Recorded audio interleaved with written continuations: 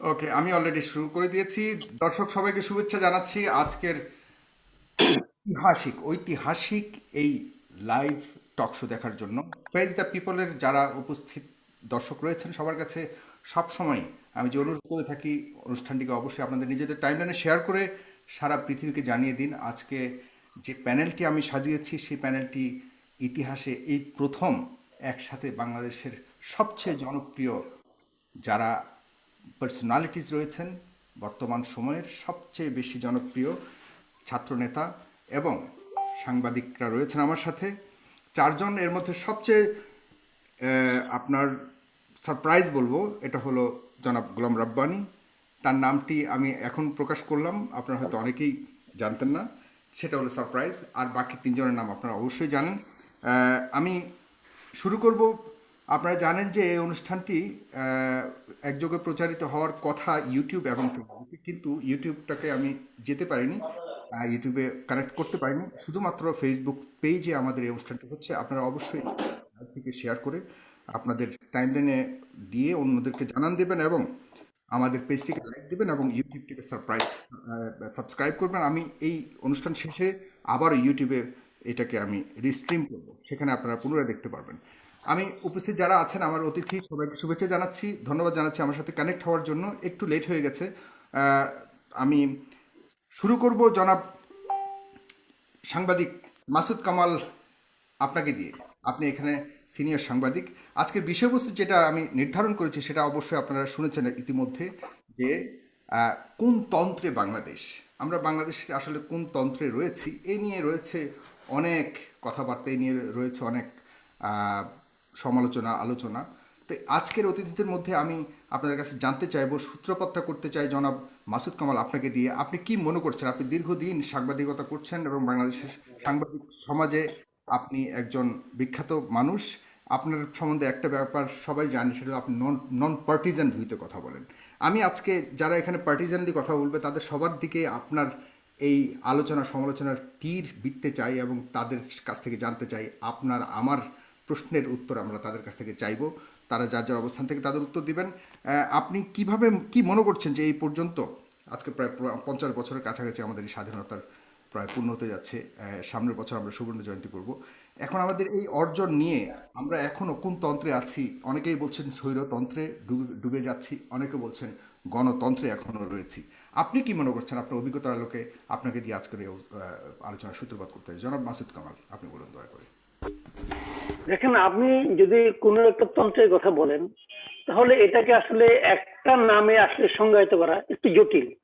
জটিল এই কারণে যে আসলে আমি যেভাবে সংজ্ঞায়িত করব সেটা নিয়ে আবার আরেকটা বিতর্ক হবে। উনি বলবে যে না, কারণ গণতন্ত্রের সংজ্ঞাটা যে আসলে কি এটাই কিন্তু বলা বড় মুশকিল। ধরেন, এখন যেভাবে দেশ চলছে এটাকে আওয়ামী লীগ যারা সমর্থন করেন ওনারা বলবেন এটা গণতন্ত্র, যারা বিএনপি অথবা জামায়াত সমর্থন করেন ওনারা বলবেন না এটা স্বৈরতন্ত্র। আবার বিএনপি যখন চালাচ্ছিল দেশ, বিএনপি তো অনেকদিন চালিয়েছে, বিএনপি যখন চালাচ্ছিল দেশ তখন বিএনপির যে কাউকে জিজ্ঞাসা করেন সে বলবে এটাই তো প্রকৃত গণতন্ত্র, বহুদলীয় গণতন্ত্র চলছে। তখন আওয়ামী লীগের লোকজনকে এটা গণতন্ত্র বলতো? বলতো না, তারা বলতো এটা গণতন্ত্র না। দেখেন, আমি আপনাকে একটা ছোট্ট উদাহরণ দিই, ছোট্ট একটা উদাহরণ দিই। আমি আগের কথা বাদ দিলাম এই কারণে আমি মনে করি বাংলাদেশে যদি সংসদীয় গণতন্ত্রের ধারাটার কথা বলি তাহলে আমি বিবেচনা করি যে 1991 থেকে যদি ধরি তাহলে এটা নিয়ে কারো কোনো বিতর্ক থাকবে না। আর 1972 থেকে যেটা ছিল ওটা তো আসলে একদম শুরুর দিকে, ওই আলোচনাটা ওটা আপাতত আনতে চাচ্ছি না। আমি 1991 থেকে ধরি। 91 একটা আন্দোলনের মাধ্যমে স্বৈরাচারী সামরিক সরকারের পতন ঘটলো এবং একটা তত্ত্বাবধায়ক সরকারের মাধ্যমে আমরা একটা নির্বাচন পেলাম। এবং আমি মনে করি তখন থেকে আমি গণতন্ত্র ধরতে চাই। তাই যদি ধরি, এর মাঝে কত বছর গেল? এর মাঝে গেল আপনার এখানে ধরেন আপনার ওখানে হলো গিয়ে 9 বছর, এখানে 20 বছর, ধরেন 29 বছর প্রায়। এই 29 বছরের মধ্যে বিএনপি ক্ষমতা ছিল 10 বছর, আওয়ামী লীগ ক্ষমতা আছে 17 বছর। সব মিলিয়ে আমি বলছি, ভাঙা ভাঙা মিলে সব মিলে 17 বছর। আর বাদ বাকি 1.5-2 বছর ধরেন আপনার বিভিন্ন তত্ত্বাবধায়ক সরকার যারা ছিলেন ওনারা কিছুদিন চালিয়েছেন। তো সবাই তো দেশ চালিয়েছে। এখন আপনি যদি বিএনপির কোনো একদম শীর্ষ পর্যায় থেকে শুরু করে মাঠ পর্যায়ের কোন একজন নেতা অথবা কর্মীকে রিকোয়েস্ট করে বলেন আচ্ছা ভাই বলেন তো, এই বিএনপির 10 বছর আমলে খালেদা জিয়া কি কি ভুল করেছে? আপনি যদি বিএনপির একদম শীর্ষ পর্যায় থেকে মাঠ পর্যায় পর্যন্ত যে কোনো নেতা অথবা কর্মীকে জিজ্ঞাসা করেন, উনি বলবেন যে ওনার আপসীর নেত্রী কোনোই ভুল করেননি, ওনারা খুব ভালো চালিয়েছেন। আবার উল্টো দিকে একই প্রশ্ন যে আওয়ামী লীগের কোন, আওয়ামী লীগ, ছাত্রলীগ, যুবলীগ, স্বেচ্ছাসেবক লীগ, ওনাদের অঙ্গ সংগঠন, ভাতৃপ্রতিম সংগঠন, মূল সংগঠন যেটাই বলেন না কেন, এর শীর্ষ পর্যায় থেকে একদম মাঠ পর্যায় পর্যন্ত যে কোনো একজন নেতা অথবা কর্মীকে জিজ্ঞাসা করেন যে ওনাদের দলের যে 17 বছরের শাসন, এই সময়ে ওনাদের নেত্রী শেখ হাসিনা কি কি ভুল করেছেন, দেখবেন ওনারা বলবেন যে ওনাদের নেত্রী কোনোই ভুল করেননি, কোনোই তারা কোনো ভুল করেননি। তাহলে ভার্চুয়ালি দাঁড়ানোটা হলো এটা যে আমরা এই 17 বছর ছিলাম এমন একজন নেত্রীর আন্ডারে যিনি কোনো ভুল করেন না। মানুষ তো ভুল করেন রে ভাই, কিন্তু ওনাদের নেত্রী কোনো ভুল করেন না। কিন্তু আবার ওই 10 বছর ওই আপসীর নেত্রীও কোনো ভুল করেন নাই। তাহলে ভার্চুয়ালি আমরা আসলে, উনি একজন ফেরেস্তা পর্যায়ের মানুষ, উনি একজন ফেরেস্তা পর্যায়ের মানুষ। এই 29 বছর বাংলাদেশের মানুষ দুজন ফেরেস্তা পর্যায়ের মানুষের আপনার কাছে প্রশ্ন হলো যে আন্ডারে ছিলেন। বর্তমানটা তো সবকিছুর মূলে, আই মিন সবকিছুর শেষে না, আমি ফলে শুনেন, বর্তমানটাই তৈরি হয়, সেই আমি বর্তমানটা বর্তমানে আলোচনা আসবো, আমি আসছি বর্তমানে আলোচনা আসছি। এই কথাটা বললাম এই কারণে, যদি এই প্রশ্নটা আবার বিপরীত প্রশ্নটা করেন, বিএনপি কোন নেতা কর্মীকে জিজ্ঞাসা করেন যে এই 17 বছরে শেখ হাসিনা কি কি ভালো কাজ করেছে, ওনারা একটা ভালো কাজও পাবেন না। আবার আওয়ামী লীগকে জিজ্ঞাসা করেন যে বিএনপির 10 বছরে তারা কি কি ভালো কাজ করেছে, একটাও ভালো কাজ কিন্তু হয়নি। তাহলে আমি সেই কথাটাই বলছি যে যেখানে পুরো দেশটা তারা শার্পলি ডিভাইডেড করে রেখেছে, সেখানে আপনি এটাকে কি তন্ত্র বলবেন?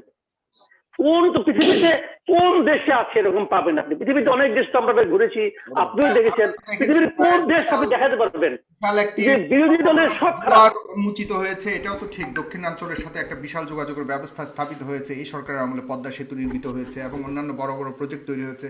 শুনেন, আপনি যদি খন্ড খন্ড করে ধরেন, শুনেন, আপনি যদি খন্ড খন্ড করে ধরেন সেটা এক হিসাব। আর যদি সামগ্রিক ভাবে, যখন আপনি তন্ত্রের কথা বলছেন তখন কিন্তু সামগ্রিক অর্থে চলছে। একটা উদাহরণ দিয়ে বলি, ধরেন একটা লোক গুলি খেয়ে মারা গেল, ঠিক আছে, তাকে যখন আপনি পরীক্ষা করতে গেলেন দেখলেন তোর প্যান্টটা খুবই সুন্দর, শার্টটাও খুব সুন্দর, তার হাত পা গুলি বেশ স্বাস্থ্যকর, লোকটা তো মৃত নাকি? লোকটা তো মৃত। কাজেই আপনি বিচ্ছিন্ন ভাবে ধরার চেষ্টা করেন না, আমি সামগ্রিক অর্থ বলছি। 5 সেকেন্ডে আপনি নুরুল হক নূরের যে নতুন দল তৈরি হচ্ছে সেখানটাকে আপনি তার ওই দলটাকে নতুন করে দল এবং তার অবস্থানটা কিভাবে দেখছেন একটু 5 সেকেন্ডে মন্তব্য করেন, এরপর আমি নুরুল হক নূরের কাছেই যাচ্ছি। না, 5 সেকেন্ড হলো যে উনি যেগুলো দল করেছেন এবং সেই দলটা কি নাম, আমি এই ব্যাপারে আসলে বিশদ জানি না। যাচ্ছে এখনো আচ্ছা, করতে যাচ্ছেন, হ্যাঁ, বাংলাদেশে তো দল করার অধিকার সবার আছে, যে কেউ দল করতে পারে। ওনার সাহস আছে, আমি বলবো ওনার সাহস আছে। আমারও তো মাঝে মাঝে দল করতে ইচ্ছা করে, কিন্তু সাহস পাই না। ওনার সাহস আছে, এবং দল করতে কিন্তু টাকাও লাগে। আমার ধারণা ওনার টাকাও হয়েছে, কিভাবে হয়েছে আমি বলতে পারবো না, এটা দেখার জন্য অন্য বিভাগ নিশ্চয়ই আছে। কারণ আমি সাহস পাই না, কারণ আমার টাকা নাই, সাহসও নাই। ওনার সাহসও আছে, আমার ধারণার টাকাও আছে। টাকা থাকে। আপনার কোনো ধরনের সন্দেহ রয়েছে কিনা ওনার সোর্স অফ ইনকাম নিয়ে? আমি তো ওটা কোনো অনুসন্ধান করিনি। অনুসন্ধান না করে চট করে সন্দেহ করবো, এটা তো ঢালা মন্তব্য হয়ে গেল না? মানে আমার সম্বন্ধে আরেকজন ঢালা মন্তব্য করবে, আমি তো ঢালা মন্তব্যকে সমর্থন করবো না। তাহলে নুরুল হক নূর কি বলে, তার দল কিভাবে চলছে, কিভাবে চালাবেন, এ নিয়ে প্রশ্ন অনেকের রয়েছে, শুধু আপনার না, অনেকেরই প্রশ্ন রয়েছে। আসলে আমি যখন আজকে এই অনুষ্ঠানটার ঘোষণা করি তখন আমার কাছে একটা স্ট্যাটাস দিয়েছিলাম যে কেউ যদি প্রশ্ন করতে চান তাহলে আমার সাথে আমাকে প্রশ্ন পাঠাতে পারেন, এবং কেউ যোগদান করতে চাইলে সেটাও আমি সুযোগ দিব যদি সুযোগ থাকে আমার কাছে। সেখানে অনেকেই আসলে প্রশ্ন করেছে, বিশেষ করে নুরুল হক নূরের কাছে এবং ইলিয়াস হোসেনের কাছে অনেকেই প্রশ্ন করেছেন। আমি নুরুল হক নূরের প্রশ্নগুলি একটু বলতে চাই। অনেক প্রশ্ন আসছে, শুধুমাত্র কয়েকটা প্রশ্ন যেগুলি খুবই ইন্টারেস্টিং এবং যেটা মাসুদ কামাল সাহেব বলে গেছেন। তারা জানতে চায় যে আপনি আসলে আপনার দলের প্যাটার্নটা কি হবে, আপনি কোন পক্ষে রাজনীতি করতে চাচ্ছেন, আপনি কখনো কখনো আপনি সরকার দলের সুবিধা পাচ্ছেন, যেমন কথার কথা সবাই বলছে একটাই কথা যে এত আন্দোলন করেন কিন্তু আপনি গ্রেফতার হচ্ছেন না, নাম্বার 1। নাম্বার 2 হলো আপনি সবসময় বিরোধী দল যেমন বিএনপি এবং জামাত এইসব নেতাদের সাথে আপনার আন্দোলনের নেতৃত্বে আপনাকে দেখা যায়, আপনাকে আসলে আপনি কোন পন্থী এবং আপনার দলের গঠনতন্ত্র এখনো প্রকাশিত হয়? এই ধরনের অনেকগুলি প্রশ্ন আমার কাছে এসছে। আপনি একটু বিস্তারিত বলবেন নুরুল হক নূর, এবং আপনি মাসুদ কামাল সাহেব যে বাংলাদেশের অর্জন নিয়ে অনেক কথা বলেছে, সেখানে আপনার বক্তব্য জানতে যাচ্ছি, জনাব নুরুল। জি, আপনাকে ধন্যবাদ জানাই। আমার গলাটা একটু বসে গেছে। আর একই সাথে শুভেচ্ছা জানাই আজকে আমাদের সাথে আলোচক হিসেবে যারা উপস্থিত আছেন। ডাকসুর সাবেক জিএস গোলাম রাব্বানী, সিনিয়র সাংবাদিক মাকসুদ কামাল ভাই এবং সাংবাদিক ইলিয়াস হোসেন ভাই, এবং সেই সাথে যারা দেখছেন তাদেরকেও বিজয়ের শুভেচ্ছা। আমি সবচেয়ে আমাদের যে সাংবাদিক মাসুদ কামাল ভাই খুব সুন্দর একটা বিশ্লেষণ কথা বলেছেন। হয়তো মনে হতে পারে এটা সরল কথা, কিন্তু এটাই হচ্ছে সরল না বাংলাদেশের রাজনীতির বাস্তবতা। যে উনি বলেছেন যে যারা আওয়ামী লীগ করে তাদের কাছে শেখ হাসিনা কিংবা আওয়ামী লীগের কোনো দোষ আপনি খুঁজে পাবেন না। ঠিক একইভাবে যারা বিএনপি করে তাদের কাছে আপনি বিএনপির কোনো দোষ এবং অপরাধ খুঁজে পাবেন না। তো এটা বড় দুইটা রাজনৈতিক দলের চর্চা যদি এটা হয়, তাহলে এই রাজনৈতিক দলগুলোই আপনার বিভিন্ন পর্যায়ে রাষ্ট্র পরিচালনা করেছে, রাষ্ট্রের ক্ষমতায় ছিল। কাজে তাহলে তারা কোন জায়গায় আমাদেরকে নিয়ে এসেছে, আমাদের সমাজ ব্যবস্থাটাকে কোন জায়গায় নিয়ে এসেছে, সেটা আর বলার অপেক্ষা রাখে না। যেটা আপনি মাসুদ কামাল ভাইকে বলেছিলেন আসলে কোন তন্ত্রে আছে। কাজে সেই ক্ষেত্রে আমরা কি গণতন্ত্র না স্বৈরতন্ত্র না হাইব্রিড তন্ত্র, কোন তন্ত্রে আছি সেই পরিচয়টা বোধহয় আসলে, বা এই তন্ত্র খোঁজাটা বোধহয় মানে খুঁজে এখন পর্যন্ত কুল কিনারা পাওয়ার মতো অবস্থা নাই। এই জায়গা থেকে আমরা আপনি মনে কি করি যে মনে করছেন এই নুরুল কুল হক? কিনারা খোঁজার জন্যই যেহেতু জি জি মানে আপনি এক কথায় কোন মনে করছেন কোন তন্ত্র চলছে বাংলাদেশে? সাগর ভাই, বললাম, আপনি ব্যক্তিগতভাবে আপনি কি মনে আমি করছেন মনে বর্তমান করছি যে সরকার কোন? বর্তমানে বাংলাদেশ, এটা আমার দৃষ্টিতে বর্তমান সরকার একেবারে সরল রৈখিক ভাবেই বলা চলে যে একটা স্বৈরতান্ত্রিক ফ্যাসিবাদী শাসন ব্যবস্থার দিকে তারা চলছেন। সেটা সন্দেহ প্রকাশ করার বিন্দুমাত্র অবকাশ নেই। কারণ সেই 2014 সালের 5ই জানুয়ারি ভোটারবিহীন নির্বাচনের মাধ্যমে তারা ইন্ডিয়ার স্বার্থ হাসিলের জন্য ক্ষমতায় চেয়ারে বসেছে, এবং এখন পর্যন্ত ইন্ডিয়ার ব্যাকআপই তারা ক্ষমতার চেয়ার আঁকড়ে রেখেছে। যেটা লাস্টলি ইন্ডিয়ান হাই কমিশন কিছুদিন আগে আপনার আওয়ামী লীগের পার্টি অফিসে গিয়েছিল, সেখানে বলছিল যে বাংলাদেশে আওয়ামী লীগে না থাকলে আমাদের কোনো বন্ধু নেই। এবং এই হেডলাইনে হচ্ছে আবার ইত্তেফাক নিউজ করেছিল, বাংলাদেশের একটি পুরাতন পত্রিকা, এবং অত্যন্ত হাস্যকর বিষয়। এবং পরে ইত্তেফাক সেই আপনার হেডলাইনটি চেঞ্জ করে দিয়েছে। কাজেই এই যে ভোটারবিহীন যে দুটি নির্বাচনের মাধ্যমে জনগণ ভোট দিতে পারে না, এবং জনগণের আজকে কথা বলার অধিকার নাই, যে আইন কানুন করে আপনার নানাভাবে মানে কথা বললেও এখন মামলা হচ্ছে। আপনার সাথে যে টকশো করছে আজকে, আপনি একজন সাংবাদিক কথা বলছেন, এই যে এক সাংবাদিক 21 টিভির সাংবাদিক ছিল কনট সরারের কন্টেন্ট সরানোর জন্য ইউটিউবের ভিডিও, তাতে সরকারের মনে করেন এত গরম ধরে গেছে যে সেটা সরানোর জন্য হাইকোর্ট থেকে রুল জারি করা লাগে। তার কাজে বুঝেন যে সাংবাদিক তাদের কথা বলাটা মুশকিল হয়ে যাচ্ছে। সেখানে আমার মতো বা আমাদের মতো রাজনীতিবিদ বা ছাত্র নেতা তাদের জন্য রাজনীতি করার পরিবেশ কতটুকু আছে, আর এটা স্পষ্টভাবে সরকার দিচ্ছে না। কারণ তারা অলিখিত ভাবে বা বলা চলে আপনার অঘোষিত ভাবে তারা চাচ্ছে যে দেশে বাংলাদেশের চায়নার মতো কমিউনিস্ট, চায়না কমিউনিস্ট আর বাংলাদেশে চাচ্ছে তারা একদলীয় মানে আওয়ামিস্ট, কমিউনিস্ট আর এখানে চাচ্ছে আওয়ামিস্ট প্রতিষ্ঠা করতে, যে আওয়ামী লীগ শাসন ব্যবস্থা থাকবে, আওয়ামী লীগ দেশ চালাবে। সেজন্য হচ্ছে তারা প্রকাশ্যে এইভাবে ঘোষণা দিচ্ছে না, কারণ সেটা জনগণ সেটার বিরুদ্ধে একটা প্রতিক্রিয়া দেখাবে, আন্দোলন সংগ্রাম করবে। তো তারা সিস্টেমেটিক্যালি সেটাই করে যাচ্ছে। আপনার গ্রাজুয়ালি ধরেন আপনার প্রথমে কি তাদের ক্ষমতায় থাকতে হলে লাগবে বাংলাদেশের প্রশাসন, সুতরাং প্রশাসনের দলীয়করণ করেছে, এবং তারপরে বাংলাদেশের আইন বিচার ব্যবস্থাকে কন্ট্রোল করা লাগবে। সেখানেও তাদের পছন্দের মতো জুৎসই লোকজন নিয়োগ দিয়ে তাদের মাধ্যমে কন্ট্রোল করছে। আপনারা জানেন বাংলাদেশের প্রধান বিচারপতি বন্দুক ঠেকিয়ে দেশের বাইরে পাঠিয়ে দিয়েছে। কাজে বিচার ব্যবস্থা কতটুকু আছে সেটা তো বলার অপেক্ষা রাখে না। এবং আমি ছাত্র নেতা, আমার পাসপোর্টটা 2 বছর, আদালতের রায় হয়েছে 3 ওয়ার্কিং ডেজ এর মধ্যে দেওয়ার, এই আদেশ দিয়েছে আপনার গত মার্চে, সেই পাসপোর্টটা এখনো পাচ্ছি না। কাজে বুঝেন যে কে আদালতের নির্দেশকে থোড়াই কেয়ার করে। তো আদালত চলছে না, প্রশাসনের দলীয়করণ। পুলিশের একজন এসপি তিনি প্রকাশ্যে বক্তব্য দিচ্ছেন মানুষকে হাত ভেঙে দেবেন। তো চিন্তা করেন যে একটা সন্ত্রাসীর মতো একজন এসপির কথা। এবং আমরা একটা আন্দোলন করেছিলাম, সেখানে আমরা বিভিন্ন সময় পুলিশের কিছু কর্মকর্তাদের যে ধরনের বিহেভিয়ার দেখি, সেটা রাজনৈতিক দলের গুন্ডাদের চেয়েও ভয়ঙ্কর। কাজে এটা হচ্ছে প্রশাসনে তারা এই মাস্তান তন্ত্রটা আপনার দলীয়করণ করার মাধ্যমে কায়েম করেছে। তো এখন হচ্ছে যেটা যে ধরেন এই যে আমরা যারা ভোট বঞ্চিত জনতা, আমরা 30শে ডিসেম্বর বলছি যে আমরা ভোট দিতে পারিনি, আমরা ভোটাধিকার হরণ দিবস পালন করব। এখন আওয়ামী তন্ত্র বলছে যে ওই দিন ভোট দিতে পারেন নাই তো কি হয়েছে, আওয়ামী লীগ তো ক্ষমতায় আছে, সুতরাং আওয়ামী লীগ গণতন্ত্রের বিজয় পালন করবে, যারা মাঠে আসবে আসো, লাঠি সোটা নিয়ে আমরাও নামবো। তো এই ধরনের মাধ্যমে আওয়ামী লীগ জনগণকে একটা ভীত সন্ত্রস্ত করে রেখেছে, জনমনে একটা আতঙ্ক তৈরি করে রেখেছে এই দীর্ঘ কয়েক বছর, যে কারণে এই তাদের স্বৈরতন্ত্র বিরুদ্ধে, ফ্যাসিবাদের বিরুদ্ধে এখন পর্যন্ত একটা কার্যকর আন্দোলন গড়ে উঠতে পারেনি।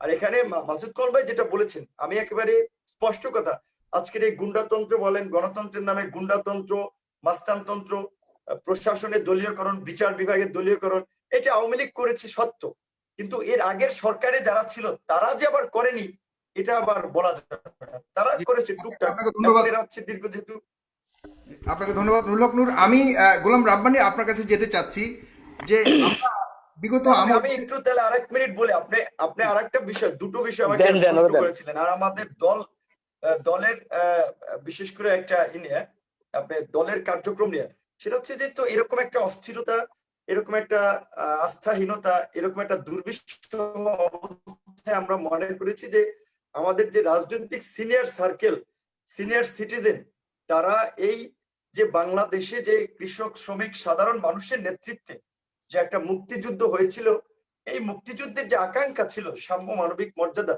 সামাজিক সুবিচার নিশ্চিত করা, বৈষম্যহীন একটি গণতান্ত্রিক রাষ্ট্র ব্যবস্থা নির্মাণ করা, সেই দায়িত্ব পালনে তারা ব্যর্থ হয়েছে। তারা যেই ক্ষমতার চেয়ার একবার পেয়েছে আজীবন সেটাকে আঁকড়ে ধরেছে।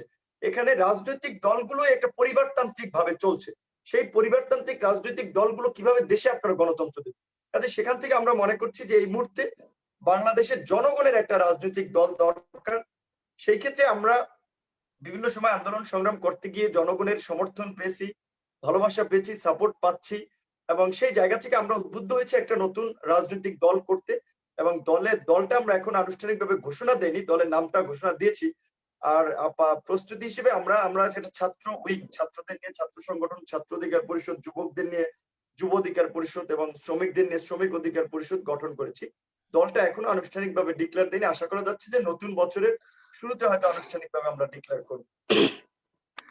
জি, আপনার মানে গঠনতন্ত্র বা এই জাতীয় কোনো কিছু এখনো পর্যন্ত প্রকাশ করেননি, মানুষের কাছ থেকে মতামত নেননি কি ধরনের হবে, এই ধরনের অভিযোগ রয়েছে যে আপনাদের মতো করে আপনারা চালাতে চাচ্ছেন। আমি জনাব গোলাম রাব্বানি আপনার কাছে যেতে যাচ্ছি, আপনার অনেকক্ষণ কথা শুনেছেন, তাদের আপনার প্রতিক্রিয়া জানতে যাচ্ছি। পাশাপাশি আপনারা তো কাউকে দাঁড়াতে দিচ্ছেন না, আপনার ক্ষমতায় আছেন, সহনশীলতার দায়িত্ব আপনাদের অনেক বেশি, কিন্তু আপনারা কাউকে দাঁড়াতে দিচ্ছেন না। আবার এদিক দিয়ে অনেকে প্রশ্ন করছে যে এদিক দিয়ে আপনারা নুরুল হক নূরকে রাস্তাঘাটে মারছেন, তাকে দাঁড়াতে দিচ্ছেন না, সে একটা নতুন দল করছে। সে গত কিছুদিন আগেও যেমন আপনার একটা রিক্সাওয়ালাকে মেরে ফেলেছে পিটিয়ে পিটিয়ে একজন পুলিশ সদস্য, সেখানে গণ অধিকার পরিষদ থেকে যখন আন্দোলন করতে গেছে সেখানে আপনাদের ছাত্রলীগের কর্মীরা তাদেরকে পিটিয়ে রক্তাক্ত করেছে, একজন হসপিটালে পর্যন্ত গেছে। তো এই যে এটাই কি আমাদের অর্জন, বা এভাবে কতদিন চলতে থাকবে? আপনি আপনার মতামত জানতে চাচ্ছেন জনাব গোলাম রাব্বানি। ধন্যবাদ সাগর ভাই। আসলে শুনলাম বেশ আগের আমাদের দুজনের বক্তব্য, তারা তাদের মতো করে বলেছেন। অবশ্যই আমি নূরের কথাই বলবো। মাসুদ ভাই আমার সিনিয়র, তার প্রেক্ষাপটে তিনি অত্যন্ত বাংলাদেশের যে প্র্যাকটিস চলছে আসলে স্বাধীনতার পর থেকেই রাজনৈতিক যে সংস্কৃতি চড়াই উতরাই, তার মধ্যেই এটা সত্যি। অবশ্যই একজন আওয়ামী লীগের চোখে আওয়ামী লীগের দোষ খুব কমই ধরা পড়বে, বিএনপির চোখে যারা বিএনপি করে দোষ কম ধরা পড়বে। কিন্তু আমি যদি একজন সাধারণ নাগরিক, বিবেক বোধ সম্পন্ন নাগরিক হিসেবে সাধারণ মানুষের চিন্তা করি, অবশ্যই আমরা পবিত্র কোরআনে আল্লাহ তাআলা বলেছেন যে তোমাকে ভালো মন্দের পার্থক্য নির্ধারণের ক্ষমতা দিয়েছি, অর্থাৎ কোনটা ভালো, কোনটা বেটার অপশন, কোনটা আমার জন্য রাইট চয়েস, সেটা আমি দেখবো। তো আমি একদম স্পষ্টই বলছি, এখানে তিনজনই আছেন, আহ দেশরত্ন শেখ হাসিনা নিয়ে কথা হচ্ছে, তিনি এককভাবে চালাচ্ছেন বা আওয়ামী লীগ এককভাবে করছে, আপনি তার চেয়ে বেটার অপশন বলেন না। বলেন যে হ্যাঁ, এই কর্মে, কাজে, আচরণে তার প্রিভিয়াস ট্র্যাক রেকর্ড সবকিছু মিলে she is but he is better than Sheikh Hasina. No one, there is absolutely no one, কে বলতে পারবো শেখ হাসিনা বেটার কেউ বাংলাদেশ চালাতে আছে। এখন আপনি প্রথম মাসুদ ভাইয়ের কথা আমি এক প্রসঙ্গে বলবো একটু। এখানে আমার একটু অবজারভেশন আছে রাব্বানি সাহেব, উন্নয়ন জি, করার জি। মানেই কি ক্ষমতায় থাকতে হবে দীর্ঘদিন? না না, উন্নয়ন না, আপনার উন্নয়ন করতে হতো ধারাবাহিকতা প্রয়োজন। আপনাকে আমি এক্সাম্পল দিচ্ছি। আপনি ধারাবাহিকতা মানে কি? আমাদের নির্বাচন বলেছি ছাড়া, যে আমাদের নির্বাচনী ব্যবস্থা আমাদের ছাড়া আদর্শিক পিতা বঙ্গবন্ধু যদি না মরতো, সাগর ভাই আমি শেষ করি একটু বল, যে বঙ্গবন্ধু যদি না সেদিন বাঙালি বিশ্বাসঘাতকতা না মারা যেত, তাহলে কি হতো? যে রাত পোহালে স্বর্গত বঙ্গবন্ধু মরে নাই, বাংলাদেশ আরো কয়েক দশক পূর্বে কিন্তু মালয়েশিয়া সিঙ্গাপুরকে ছাড়িয়ে যেত।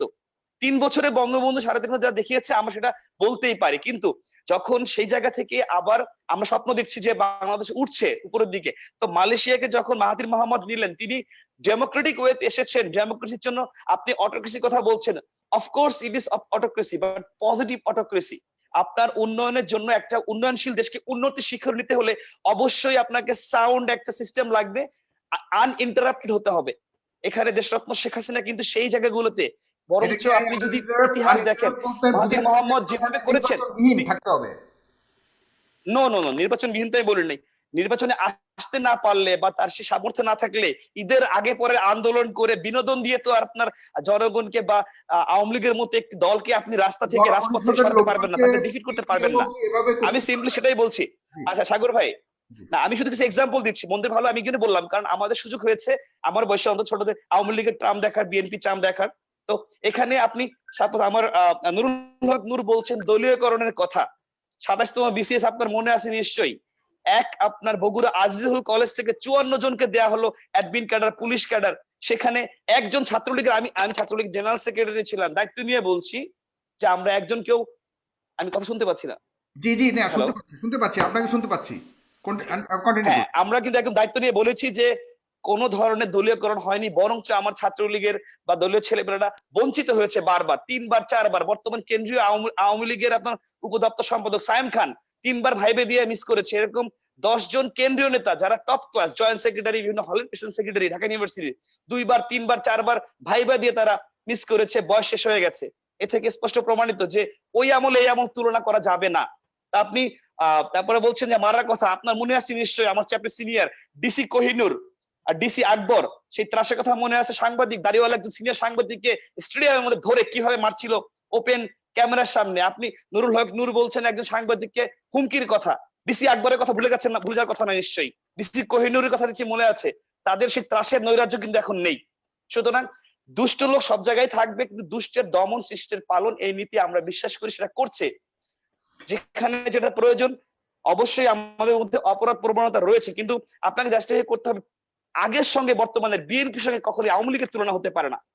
যেমন খালেদা জিয়ার সঙ্গে কখনো দেশরত্ন শেখ হাসিনার তুলনা হয় না। সুতরাং রাইট, আপনি আমাকে বেটার চয়েস দেখান। আপনি বলছেন নুরুল হক নূর, সে বলছে আওয়ামী লীগ ভালো না, বিএনপি ভালো না, আমি একটা নতুন দল করছি। বৃক্ষ তোমার নাম কি, ফলে পরিচয়, morning shows the days. So এত বড় একটা মহামারী গেল, একজন ইয়াং ছাত্র নেতা হিসেবে নুরুল হক নূরের সামনে সুযোগ ছিল জনগণকে দেখানো, তার ইয়াং ফোর্স নিয়ে মাঠে কাজ করুক। আমরা কয়দিন দেখেছি, 7 মাস 8 মাস আপনার করোনা হলো, কয়েকটা জায়গায় গিয়ে সে মানুষের পাশে দাঁড়িয়েছে, কাজ করেছে। আমি কোনো ব্যক্তি জায়গা থেকে প্রতিটা দিন আমি সারা 8 মাস 9 মাস ধরে each and every single day আমি মানুষের জন্য কাজ করেছি, আমার সাধ্যমতো চেষ্টা করেছি। আমি আমার একটা জায়গা থেকে একটা অরাজনৈতিক প্ল্যাটফর্ম করে, সো আমি নূরের উদ্দেশ্যে বলবো, তার যে রাজনৈতিক দল করার বা মানুষের জন্য কাজ করার ইচ্ছা থাকতো, তাহলে তার উচিত ছিল আগে রাজনৈতিক দল গঠন না করে এই করোনার দুর্যোগের সময় মানুষের সঙ্গে কাজ করে মানুষকে দেখানো, আস্থা অর্জন করা যে আমরা তোমার পাশে আছি, আমরা আপনাদের কাজ করতে চাই, সেটা দেখিয়ে আস্থা অর্জন করে তারপরে মাঠে নামা। ঠিক না, আছে? আমরা যা দেখেছি, মানুষ আসলে, আমি কথায় না ভাই, আমি চটকদার পটপট কথায় না, আমি কথা ঠিক আছে বলতে হবে, কিন্তু কাজে বিশ্বাসী। আমরা যেটা বলি এবং করি, কথা এবং কাজে, কথা বেশি বলি, কাজও বেশি করি। সুতরাং শুধু কথা বললে হবে না যে এই করবো সেই করবো। আওয়ামী লীগের দোষ বলা, ছাত্রলীগের বদনাম করা কিন্তু কাজ না। এটা কোনো প্রোডাক্টিভ কনস্ট্রাকটিভ কাজ না। আমি পুরো আপনার টার্মটা গিয়েছে ঢাকা বিশ্ববিদ্যালয়ের শিক্ষার্থীর জন্য, সাবেক ভিপি কি করেছেন, আমি যদি 5টা ভালো কাজের কথা বলতে বলি কনস্ট্রাকটিভ, সে বলতে পারবে না। সুতরাং কথা বলে, কথার ফুলঝুরি ছুটিয়ে আর কাজ করার বিষয়টা ভিন্ন। আমি এটাই বলছি যে অবশ্যই আমাদের অনেক সমস্যা রয়েছে। আমি এখনো বলছি আপনার প্রত্যাশিত দুর্নীতির বিরুদ্ধে যে অভিযান, সেটা আমরা পাচ্ছি না। আরো বেশি এখানে আপনাকে কঠোর হতে হবে, গভর্নমেন্টকে $0 দিতে হবে। অনেক সমস্যা আছে আমাদের, কিন্তু তারপরও এর মধ্যে, এত কিছুর মধ্যে আমাদের জিডিপির প্রবৃদ্ধি হচ্ছে। আজকে আমরা ভারত পাকিস্তানকে ছাড়িয়ে যাচ্ছি।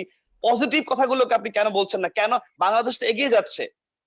এর চেয়ে আপনি বেটার কাকে বলেন না যে হ্যাঁ পারার মতো আমার সামনে আছেন।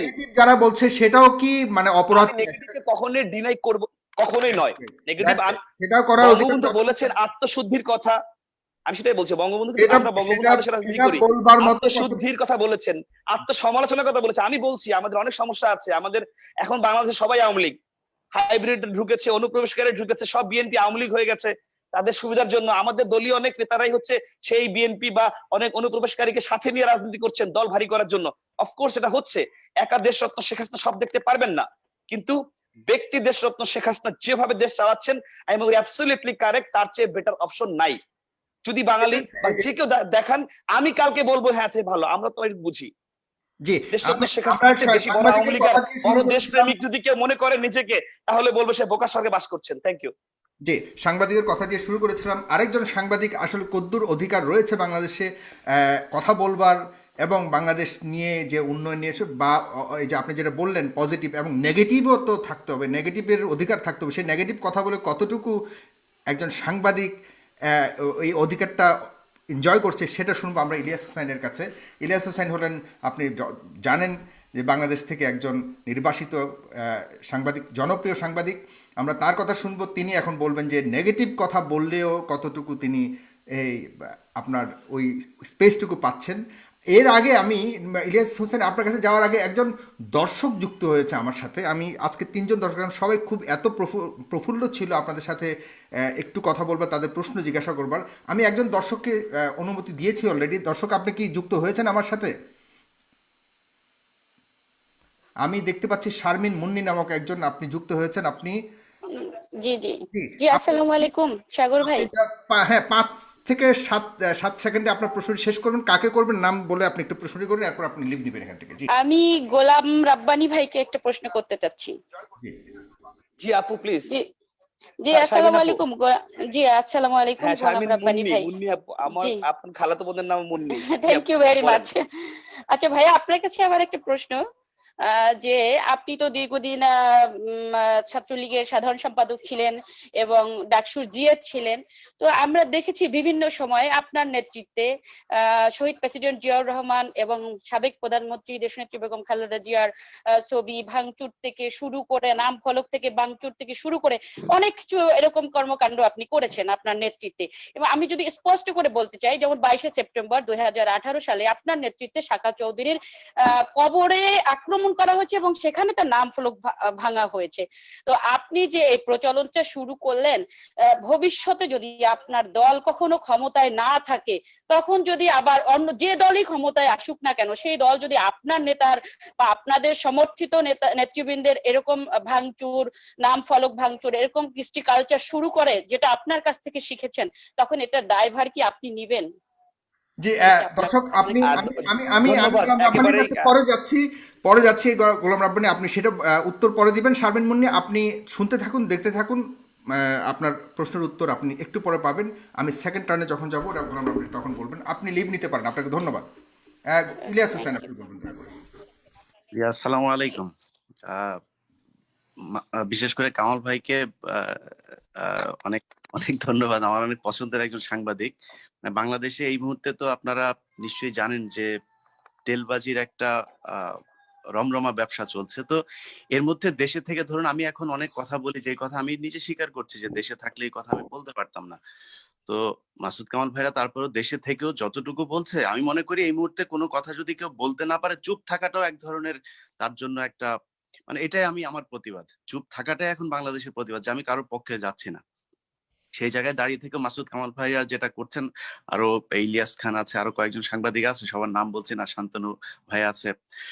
যাই হোক, আমাকে আপনি অনুষ্ঠানের শুরুতে একটা দলে পাঠিয়ে দিয়েছেন। আপনি মাসুদ কামাল ভাইকে বলেছেন নিরপেক্ষ, আর আমরা সব হচ্ছে অনিরপেক্ষ। তার মানে আমিও একটা দলে আছি।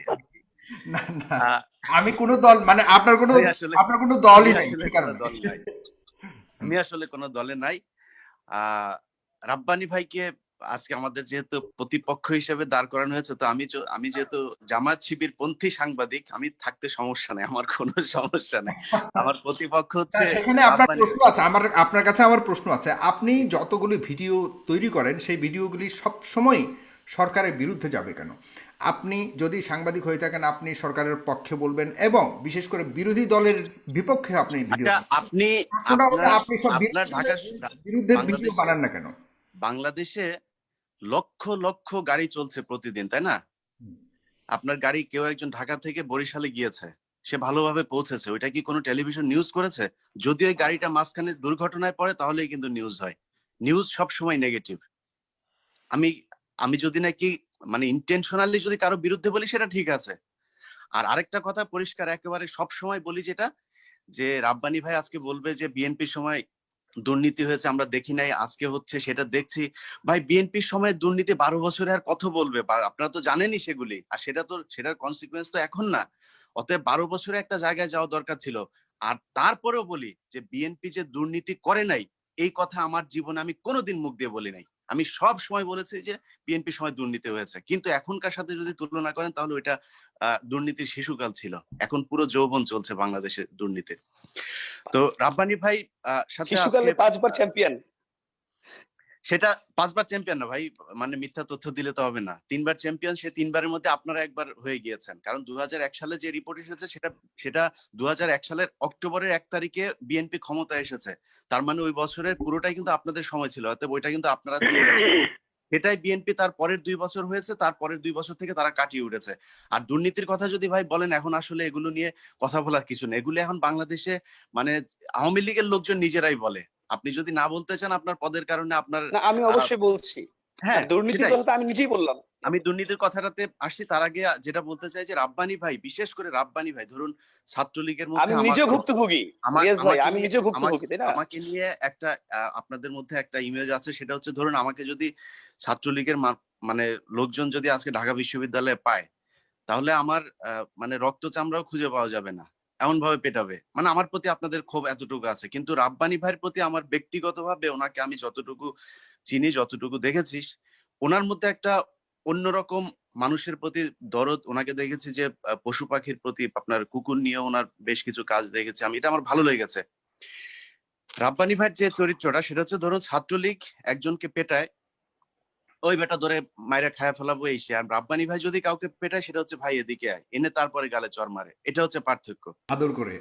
আদর করে তারপরে করে, এটা হচ্ছে রাব্বানী ভাইয়ের চরিত্র। সত্য কথা, আমি আমি আমি হ্যাঁ, যেটা সত্য। সত্য সেটাই বলছি। এখন ছাত্রলীগের তার ব্যবহারের সবচেয়ে বেশি ছাত্রলীগের ভক্ত ছাত্রলীগের ইতিহাসে এত ভক্ত কারো হতে আমি দেখি। নাই নাই উনি সবচেয়ে বেশি আলোচিত একজন মানুষ ছিলেন। এবং আমি ছাত্রলীগের যেসব মানুষজন আমার পরিচিত আছে, তাদের অনেকের কাছে শুনেছি যে উনি মানুষকে যত দ্রুত আপন করতে পারে জীবনে দেখে নাই। তারে রাব্বানী ভাই যাই বলবে, এই তুই এই ভাই এদিকে আয়, তুই এদিকে আয়, একজন তার নেতা মধ্যে এমনি সবচেয়ে একটা বড় ই করবে, যারে ছাত্রলীগের সাধারণ সম্পাদক আমাকে তুই করে বলছে, মানে সে খুবই মানুষকে ম্যানেজ বঙ্গবন্ধু করতে ছিল। পারে। এটা তার একটা গুণ। বঙ্গবন্ধু ছিল। হ্যাঁ, হ্যাঁ। Right, right. তো সেই জায়গা থেকে রাব্বানী ভাইয়ের আচার আচরণ এটা অনেক ভালো। কিন্তু সমস্যা হচ্ছে অনেক সময় মানুষ ফেসবুকে আপনারা দেখবেন লেখালেখি করে যে তারা বলে যে মানুষের জন্মের সময় আহ, যে টিকাগুলো দেয়া হয়, যাতে আওয়ামী লীগ না হয় তার জন্য আরো একটা টিকা দেওয়া উচিত।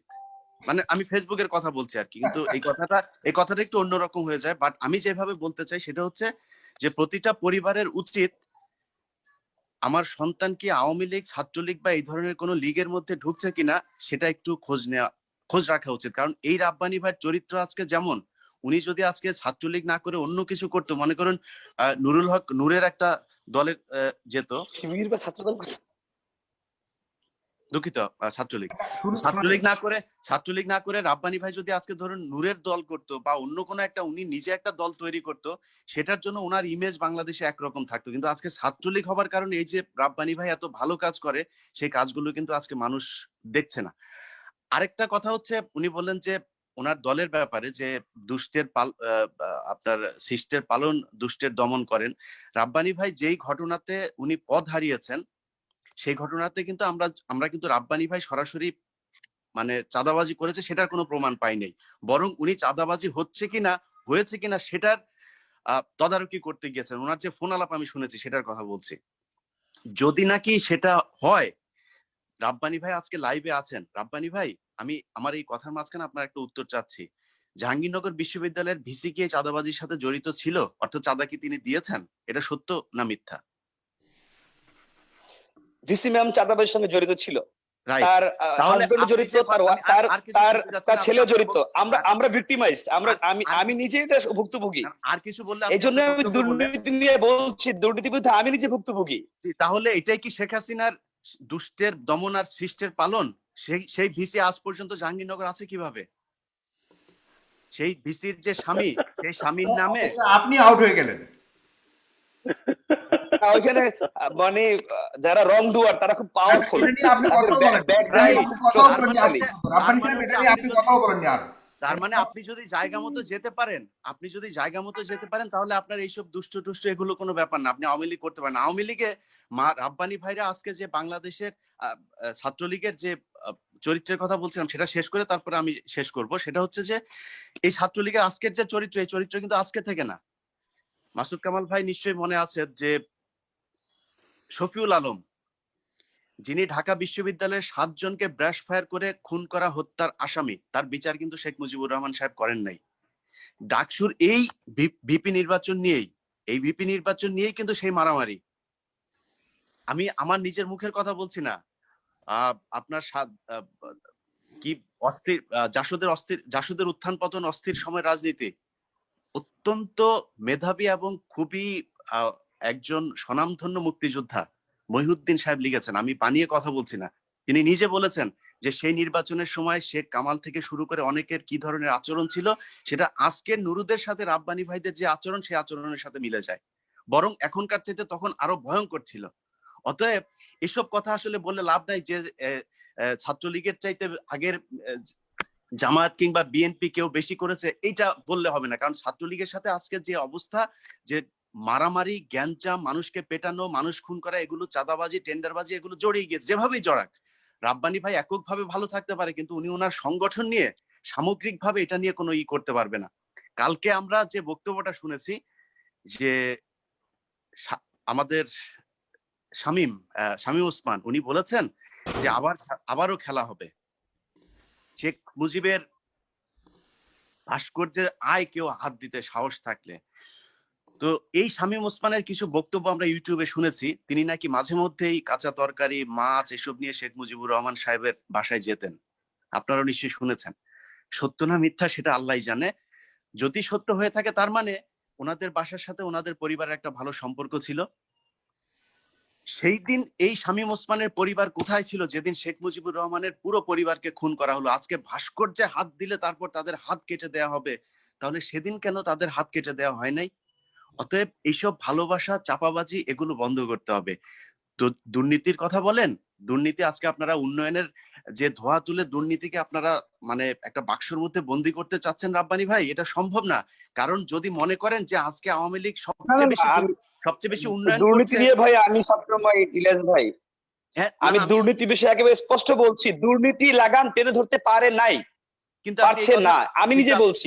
কিন্তু এই কথাটা কিন্তু আপনি বলবেন না যে বিএনপি উন্নয়নের ক্ষেত্রে আদার্স কিছুগুলোতে কখনো তুলে ধরতে পারবে না, এই জায়গাটা সমস্যা আছে, আমি নিজে ভুক্তভোগী। যে আপনি যেভাবে বলে আসছিলেন সেটা এখন বলছেন না, সেটাই বলতে যাচ্ছি ইলিয়াস হোসেন জি। এটা মানে রাব্বানি ভাই কিন্তু কখনোই স্বীকার করবে না যে বিএনপির চাইতে এবার দুর্নীতি বেশি হয়েছে, এটা রাব্বানি ভাই বলতে পারবে না। যদি মনে মনে চিন্তাও করে তারপরেও তিনি বলতে পারবে না, কারণ হচ্ছে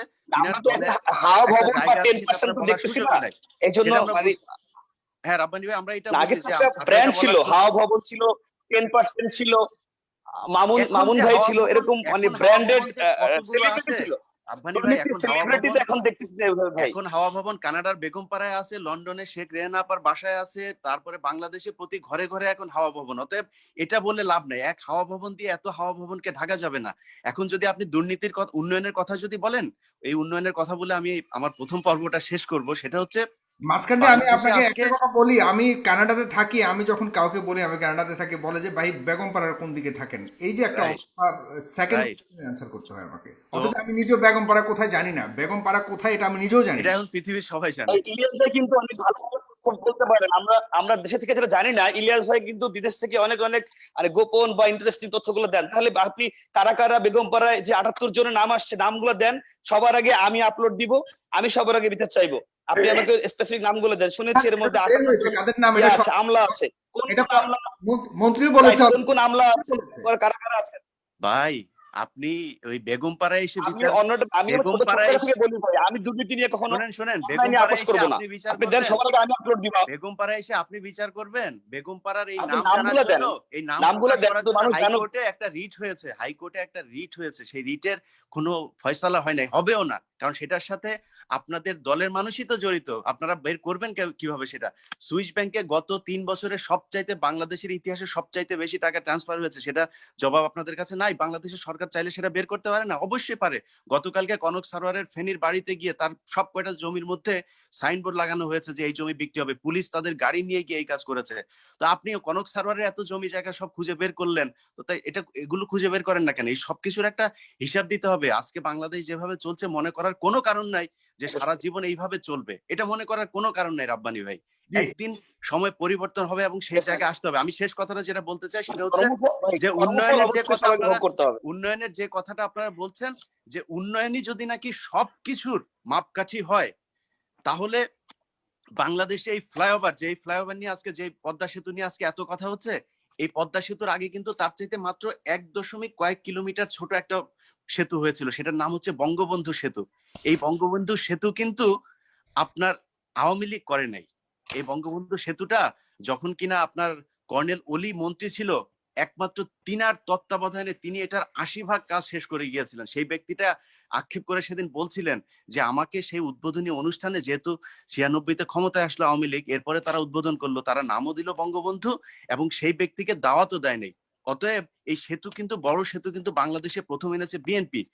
ফ্লাইওভারের কথা বলবেন, বনানী ফ্লাইওভার, যেটা কিনা 900 কোটি টাকা দিয়ে নির্মিত হয়েছে, সেই 900 কোটি টাকার ফ্লাইওভার যদি এখন তৈরি করতে দেওয়া হয় ঠিক পাশাপাশি আরেকটা, তাহলে সেটা 9,000 কোটি টাকা লাগবে। অতএব ফ্লাইওভারও বাংলাদেশে বিএনপি প্রথম এনেছে। আর উন্নয়ন যদি, এখন যে উন্নয়ন হচ্ছে, 12 বছর যে কোনো দল ক্ষমতায় থাকলে উন্নয়ন এইভাবে উপরের দিকে যাবে, কোনো দেশের উন্নয়ন নিচের দিকে যাবে না। যদি মনে করেন সবচেয়ে কম উন্নয়ন যে করেছে সেই সবচেয়ে দুর্নীতিবাজ, তাহলে শেখ মুজিবুর রহমানের সময় সবচেয়ে কম উন্নয়ন হয়েছে, তাহলে উনি দুর্নীতিবাজ, এটা মানবেন আপনি? আমি মানি না। অতএব উন্নয়ন দিয়ে কোনো কিছুর মাপকাঠি হবে না। সেই উন্নয়নটা কতটুকু জবাবদিহিমূলক হচ্ছে, কতটা স্বচ্ছতার সাথে হচ্ছে। 10,000 কোটি টাকার যেই পদ্মা সেতুর কথা আজকে আপনারা বলছেন, এই 10,000 কোটি টাকার পদ্মা সেতুটা আপনারা করেন নাই, এটা তত্ত্বাবধায়ক সরকার এটা করে গিয়েছে। সেই তত্ত্বাবধায়ক সরকারের 10,000 কোটি টাকা আজকে 31,000 কোটি টাকায় ঠেকেছে। এখন বলছেন আরো 1 বছর লাগবে, তার মানে আরো কয়েক হাজার কোটি টাকা সেটার সাথে যুক্ত হবে। অতএব এটার নাম হচ্ছে উন্নয়ন। যদি নাকি মনে করেন যে আওয়ামী লীগের উন্নয়ন দিয়ে মানুষকে তাদের সব দুর্নীতি, অপকর্ম, ভোট চুরি, ডাকাতি এগুলো মানে ভুলিয়ে দেবেন, এটা সম্ভব না রাব্বানি ভাই। অতএব আপনি যেরকম ভালো মানুষ, আপনার দলকেও ঠিক ওইরকম ভালো। হ্যাঁ, রাব্বানি ভাইয়ের কাছে আমারও প্রশ্ন, যেটা সত্য কথা। আমি গতকালকার পত্রিকায় এসছে যে আপনার কি নাম তো ভুলে গেলাম, যে বাবুল চিশতি, তার প্রায় 1,000 কোটি টাকার সম্পদ জব্দ হয়েছে। প্রতিদিন এই ধরনের নিউজ আসে, তো সেটাকেও আপনি কিভাবে দেখছেন? সেই আপনার কাছে আমি আপনার টানটা পরে আসছি। আমি এর আগে একজন আছে, দর্শক আছে, তাকে আমি যুক্ত করছি। সে মনে হয় একজনকে প্রশ্ন করবে। আমি জাস্ট তাকে 10 সেকেন্ডের জন্য আমি সুযোগ দিচ্ছি। অনেকেই আপনাদের সাথে কথা বলার একটা সুযোগ নিতে চায়, আমি সেটা থেকে বঞ্চিত করতে চাচ্ছি না। হুসাইন ফারাবি, আপনি কি শুনতে পাচ্ছেন? হোসাইন ফারাবি, আপনাকে আমি দেখতে পাচ্ছি। আপনি যদি শুনে থাকেন তাহলে আপনার প্রশ্নটি করুন। আপনাকে আমি বেশি সময় দিতে পারবো না। আর অনেক প্রশ্ন এসছে এখানে। সেই প্রশ্নগুলির মধ্যে যেমন ইলিয়াস সাহেবকে একজন প্রশ্ন করেছেন যে আপনার গোলাম রাব্বানী সাহেবের কাছেও প্রশ্ন করেছেন। আসলে এত প্রশ্ন আসছে, আমি প্রশ্নগুলিকে, একজনের প্রশ্ন করেছে যে কোথায় গেল প্রশ্নটা, যে পুলিশরা আমরা আমাদের টাকা দিয়ে পুলিশরা চলছে, সেই পুলিশরা যখন আবার আমাদেরকে মারে বা আমাদের উপরে নির্যাতন করে, সেটা কি ডাবল স্ট্যান্ডার্ড হয়ে গেল কিনা, সে ব্যাপারে আপনার কাছ থেকে মন্তব্য চেয়েছে। আরেকজন বলেছে যে ইদানিংকালে আপনার যেটা হয়েছে যে দাউদকান্দিতে ওয়াজ নিষিদ্ধ করা হয়েছে, একদম সম্পূর্ণভাবে ব্যানার টানিয়ে সেখানে একটা জারি করা হয়েছে যে এখানে কোনো ধরনের ওয়াজ করা যাবে না।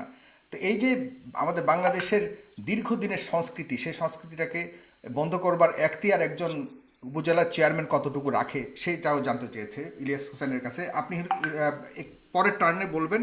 তবে আমি এবার মাসুদ কামাল আপনার কাছে যেতে চাচ্ছি। মাসুদ কামাল ভাই, আপনি কি মনে করছেন যে বাক স্বাধীনতার অধিকার আমাদের কতটুকু এখনো পর্যন্ত অক্ষুণ্ণ রয়েছে বাংলাদেশে? এবং যে আমরা যদি বলি আমাদের ধর্মীয় অনুশাসনের একটা বিশাল মানুষ ধর্মীয় অনুশাসনে নিজেদেরকে পরিচালিত করতে চায়, কেউ চাপিয়ে দেয়নি, চায় না, তারা নিজের থেকেই চায়, স্বপ্নরিতভাবে তারা এটাকে নিয়ে নিয়েছে। সেখান থেকে তাদেরকে জোর করে ফিরিয়ে দেওয়ার মতো বা ফিরিয়ে নিয়ে তাদেরকে সরকার গণতান্ত্রিক উপায়ে চলবার মতো বাধ্যবাধকতা কতটুকু আমাদের আছে বা কতটুকু এখতিয়ার রয়েছে মানুষের ইচ্ছের বিরুদ্ধে তাদেরকে অন্যভাবে পরিচালিত করবার, সে ব্যাপারেও বলবেন, অথবা তাদেরও কতটুকু এখতিয়ার রয়েছে তাদের নিজেদের একটা ধর্মীয় জীবনযাপন করবার মতো, এবং ওয়াজ নিষিদ্ধ করার, সেটা কি আসলে বাক স্বাধীনতার উপরে হস্তক্ষেপ হয় কিনা? মাসুদ কামাল, আপনাকে আপনি বলুন দয়া করে।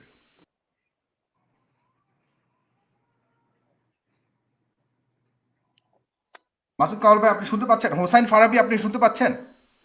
জি, আমি শুনতে পাচ্ছি। হ্যাঁ, আপনি ঝটপট আপনার প্রশ্নটা করে যান, এরপর আপনি লিভ নেবেন। জি, মাসুদ কামাল ভাই, আপনাকে আমি শুনতে পাচ্ছি না, আপনি একটু দয়া করে প্রশ্নের ব্যবস্থা করবেন। জি, আমি শুনতে পাচ্ছি। জি, ফারাবি বলুন। আচ্ছা, মাসুদ কামাল ভাই শুনতে পাচ্ছেন, ফারাবি শুনতে পাচ্ছেন? ফারাবি, আপনাকে আমি শুনতে পাচ্ছি না, আপনি একটু দয়া করে আনমিউট করুন, আপনাকে ওখান থেকে আনমিউট করুন। জি। হ্যাঁ হ্যাঁ, ঝটপট প্রশ্নটা করুন। হ্যালো, মানে আমার প্রশ্নটা হচ্ছে মানে সাংবাদিক ইলিয়াস ভাইয়ের কাছে। জি, বলুন।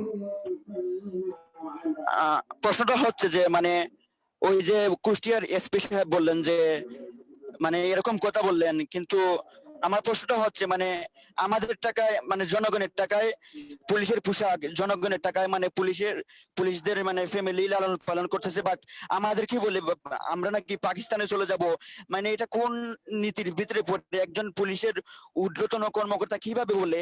আমি এইটার মানে অ্যান্সার আমি চাইতেছি, মানে আশা করি ইলিয়াস ভাই দিবেন। ও, শুধু ইলিয়াস ভাই কেন, অন্য কেউ দিতে পারবে না? না দিতে মানে আমি কথাটা হচ্ছে মানে সবাই দিতে পারবে, গুলাম রব্বানী ভাই আছেন, তারপরে ইলিয়াস বিভিন্ন ভাই হক ভাই আছেন, স্পষ্টভাবে দিতে কিন্তু পারবে, এটাই আমি হ্যাঁ, ঠিক আছে, আপনাদের ইলিয়াস ভাই দেবে, তবে কিন্তু আমি চাইতেছি আর কি। জি, আপনি আপনি আপনি এখান থেকে লিভ নিতে পারেন, আপনি শুনতে থাকুন, দেখতে থাকুন। অবশ্যই। দিলে তার মনোভূত হবে, এই জন্য তার কাছে চাইছি। কারণ আচ্ছা ঠিক আছে, ইলিয়াস ভাই আসসালামু আলাইকুম। জি, ধন্যবাদ আপনাকে জনাব হুসাইন ফারাবি। মাসুদ কামাল ভাই, আপনি বলুন, আপনাকে আমি প্রশ্ন করেছি। আচ্ছা, হ্যাঁ, আপনি আমাকে আসলে দুটো প্রশ্ন করেছেন। একটা হলো গিয়ে যে আমাদের এখানে বাক স্বাধীনতা আছে কিনা, আর একটা হলো যে ধর্মীয় আচার অনুষ্ঠান পালনের ক্ষেত্রে কোনো ধরনের প্রশাসনিক হস্তক্ষেপ আসা উচিত কিনা, এই দুটো প্রশ্ন। তো এই দুটো প্রশ্নের উত্তর আমি দেব। তার আগে আমি আমাদের পূর্ববর্তী যে তিনজন বললেন তা ওনাদের কিছু কথার ব্যাপারে আমি একটু দেখলেন, জাস্ট টাচ করে যাই। যেমন গোলাম রব্বানী, উনি একটা কথা বলেছেন, উনি মানে অনেক কথা বলতে যে উনি ভুলে বলেছেন কিনা আমি জানি না। উনি একটা কথা বলেছিলেন যে যদি বাঙালির বিশ্বাসঘাতকতায় যদি বঙ্গবন্ধু না মরতেন তাহলে আজকে মাহাথির মোহাম্মদের মালয়েশিয়ার মতো আমাদের দেশটা উন্নত হতো। এটা বলেছেন, বাট আমার এখানে একটু সংশোধনী আছে। বঙ্গবন্ধু কিন্তু বাঙালির বিশ্বাসঘাতকতায় মরেনি। বাঙালিকে এত নিচু করে দেখবেন না প্লিজ। বঙ্গবন্ধু আওয়ামী লীগের বিশ্বাসঘাতকতায় মরেছিল। আওয়ামী লীগের লোকেরা বঙ্গবন্ধুকে মেরেছে, বাঙালিরা মারেনি। বঙ্গবন্ধুর মৃত্যুর পর যদি কেউ হাহুতাশ করে থাকে, বাঙালিরা করেছিল, আওয়ামী লীগাররা করেনি। আজকে যে সমস্ত লোক বঙ্গবন্ধুর আদর্শের সৈনিক হিসেবে নিজেদের পরিচয় দেয়, ওনারা বঙ্গবন্ধুকে হত্যা করেছিল। ওনাদের মধ্যে একটা বড় অংশ তারা হত্যা করেছিল, এবং তাদের পেতাত্তাদের এখন সবচেয়ে বেশি দাপট। এই জিনিসটা মাথায় রাখতে হবে। বঙ্গবন্ধুর মৃত্যুর সময় আমি জীবিত, আমি তখন একদম ছোটও না, স্কুলে পড়ি ভাই, আপনার হয়তো তখন জন্ম হয় নাই। আমরা দেখেছি কি হয়েছিল। বঙ্গবন্ধুর মৃত্যুতে যারা উল্লাস করেছে তাদের বঙ্গবন্ধু কন্যা তার মন্ত্রী সবাই জায়গা করে দিয়েছিল। এইগুলিকে মাথায় রাখতে হবে। হয়তো উনি ওনার পলিটিক্স এর কারণে রেখেছেন, রাখতে পারেন, ওনার বিবেচনা, ওনার বিবেচনা নিয়ে আমার কোনো প্রশ্ন নেই, বাট এটা হলো এক ধরনের ইতিহাস বিকৃতি হয়ে যায়। এটা হলো একটা কথা। আর ইলিয়াস হোসেন আমার খুবই স্নেহের, খুবই জনপ্রিয় বটে। ফেসবুকে ওনাকে মাঝে মাঝে দেখি, ইউটিউবেও দেখি। তো ইলিয়াস হোসেনকে আমি রিকোয়েস্ট করবো, উনি খুব বলেন, কিন্তু খুব সুন্দর করে নাটকীয় ভঙ্গিতে বলেন। তো ওর প্রতি আমার একটা ছোট্ট একটা অনুরোধ। সেই জিনিসটা হলো কি, ইলিয়াস ভাই যে কিছুই বলি না কেন আমাদের তথ্যটা একটু জেনে নেওয়া দরকার। যেমন আপনি 7 মার্ডার সম্পর্কে যে কথাটা বললেন, যে 7 মার্ডারের শফির আলো প্রধান ছিলেন, ওই মার্ডারের মূল না, ওই সময় উনি ছাত্রলীগের সাধারণ সম্পাদক ছিলেন। উনি সাধারণ সম্পাদক ছিলেন, এটা এপ্রিলের কথা, মেবি 4 এপ্রিল দিকে হবে আর কি, 1974-এর। ওনার নেতৃত্বে আমি সাতজন কি- আমি ছাত্রলীগের কিন্তু মূল আমি মূল হোতা বলি না ভাই, আমি বলেছি যে উনি না না না আসামি, না, আমি বলছি না না গুণগার আসামি, আমি ওই প্রসঙ্গে গুণগার আসামি। ওই প্রসঙ্গে বলছি না, আমি আপনাকে আচ্ছা। অন্য প্রসঙ্গে বলে দিচ্ছি যে ওইখানে উনি ওই সময় ছাত্রলীগের সাধারণ সম্পাদক ছিলেন। হত্যার পর দিন তার নেতৃত্বে এটার বিরুদ্ধে মিছিল করেন উনি। পরে তদন্তে দেখা যায় যে উনি হলো মূল লোক, এবং মূল লোক হওয়ার কারণে তাকে অ্যারেস্ট করা হয় এবং বঙ্গবন্ধুর মৃত্যুর আগেই তার মৃত্যুদণ্ড হয়। এবং সেই মৃত্যু আপনার কোনো বিচার হয়নি, বিচার হয়েছিল, ওনার মৃত্যুদণ্ডের আদেশ হয়েছিল। আমি জেনে বলছি, আমি আপনাকে আপনি কালকে আবার নতুন করে বইগুলো চেক করে দেখেন, ওই মহিউদ্দিন সাহেব বই ওইটা আছে। আচ্ছা, ওনার মৃত্যুদণ্ড হয়েছিল ফেনীতে বঙ্গবন্ধুকে ঘেরাও করে আমি বলি, বাঁচানোর জন্য করে, মিছিল করে। আমি আপনাকে বলি, আপনি শুনেন, আদালতের রায়ে তার মৃত্যুদণ্ড হয়েছিল। 75-এর পরে সেই মৃত্যুদণ্ডাদেশ আর বাস্তবায়িত হয়নি। That was the fact. 75-এর পরে, বঙ্গবন্ধুর মৃত্যুর বেশ কিছুদিন পরে তারপরে ওরা তখন যারা ক্ষমতায় এসে গিয়েছিলেন, মাথায় রাখবেন, তখন কিন্তু জিয়া রহমান আমার কথা বলছি না, কিন্তু আমি যে আওয়ামী লীগের যে লোকেরা এসে গিয়েছিলেন তারাই ওনাকে ছাড়িয়ে দিয়েছিলেন। এই হলো দুটা ফ্যাক্ট বললাম আর কি। আমি অন্য আর আপনার ইতে আমি আর বেয়াদবি করবো না। সেটা হচ্ছে যে আমার কিন্তু প্রশ্নটা যেটা ছিল, আমি জাস্ট ছাত্রলীগের অতীত ইতিহাসটা জানানোর জন্য এই প্রসঙ্গটা টেনেছিলাম। আমার প্রশ্ন হচ্ছে যে শফিউল আলম প্রধান ওইটার সাথে যুক্ত ছিল কিনা, বিচার হয়েছে না হয়েছে সেটা নিলাম। ওনার মৃত্যুদণ্ড হয়েছিল, কিন্তু বঙ্গবন্ধু ওনাকে ছাড়েননি, বঙ্গবন্ধু ছাড়েননি। আমি বঙ্গবন্ধু ছেড়েছি কি ছাড়েনি সেটা বলি নাই। ফেনীতে বঙ্গবন্ধুকে ঘেরাও করা হয়েছিল ওরা বাঁচানোর জন্য, ওর লোকজন, এই শফিউল আলম লোকজন তাকে ঘেরাও করেছিল যে তাকে বাঁচাইতে হবে। ঠিক আছে, ইউ আর রাইট, এই পর্যন্ত ঠিক আছে। আচ্ছা ফাইন, এই দুটো পয়েন্ট আমি একটু মানে দ্বিমত করলাম। আর এখন আমি মূল প্রসঙ্গে আসি। সাগর ভাই যে প্রশ্নটা করলেন যে আমাদের এখানে বাক স্বাধীনতা আছে কিনা, এটার উত্তর আসলে নানা ভাবে দেওয়া যায়। আমার মনে হয় আমার পেনটা ইলিয়াস দূরে থাকলেও বুঝতে পারবেন যে অনেক কিছুই আপনার ইলিয়াস যখন এখানে ছিল, আমি একটা উদাহরণ দেবো, ইলিয়াস বাংলাদেশে ছিল, দেশ বিদেশের কবে গেল, ও তো আমাদের এখানে অনেকদিন আমাদের চোখের সামনে ছিল। ইলিয়াস তো নিজেও বলেছে একটু আগে যে চুপ করে থাকাটা অনেক সময় কিন্তু এক ধরনের প্রতিবাদ। তো তারপরে তো আবার অনেকে বলবেন যে যদি বলাই না গেল তাহলে আপনি কি হয়ে বলছেন। হ্যাঁ, আমিও কিন্তু সাংবাদিকের ক্ষেত্র অবশ্যই কেন থাকবে না। শুনেন, কতগুলো জিনিস আমি বলি। সরাসরি কি সরকার এসে আমার গলায় হাত দেয়? আপনি পয়েন্টটা খেয়াল করেন, কখনই হাত দেয় না, গলায় আমার হাত দেয় না সে। আমি আমার চারিদিকে এমন একটা সিচুয়েশন ক্রিয়েট করে রাখা হয় যে আপনি হিসেব করে কথা বলতে বাধ্য। উদাহরণ দিয়ে বলি, বেশি দূর যাওয়া লাগবে না। বাংলাদেশের সবচেয়ে জনপ্রিয় পত্রিকা, আপনি পছন্দ করেন আর না করেন, সেটা প্রথম আলো। ঠিক আছে, প্রথম আলোতে প্রকাশিত কোনো সংবাদ কি সরকার উদ্র করেছে, বলছে এটা ছাপা যাবে না, ছাপা তোমাকে আমি গুলি মেরে ফেলবো, তা তো বলে নাই। কি করেছে? প্রথম আলোতে কিন্তু মাল্টি ন্যাশনাল কোনো কোম্পানি বিজ্ঞাপন দেয় না। ভাই দেয় না কেন? ওনাদের কি প্রচারের দরকার নাই? দরকার আছে কিনা বলেন? আছে তো, দেয় না কেন? এখন এইটা কেন দেয় না, কার কারণে দেয় না, কার ফোনে দেয় না, এত ডিটেলস তো আমি বলতে পারবো না। এটা কিন্তু নিয়ন্ত্রণের একটা পদ্ধতি কিন্তু, তাই না? এখন আপনি কতদূর যাবেন? তারা ভাবে যে এতটুকু বলার কারণে এটা হচ্ছে, আরো কিছু দূর বললে আরো কি হবে কে জানে, হবে তো কিছু হবে। আবার আমাদের ক্ষেত্রে একই জিনিস, আপনি চাকরি থাকবেন আর ভাই, চাকরি কি সরকার খায়? সরকার তো খায় না। সরকার বলে ওনাকে রাখবেন না, রাখে না, অথবা ছুটি দেয়। আমার নিজেই তো চাকরি নাই। কেন নাই? আমি তো বেকার তো এখন কেন হলাম?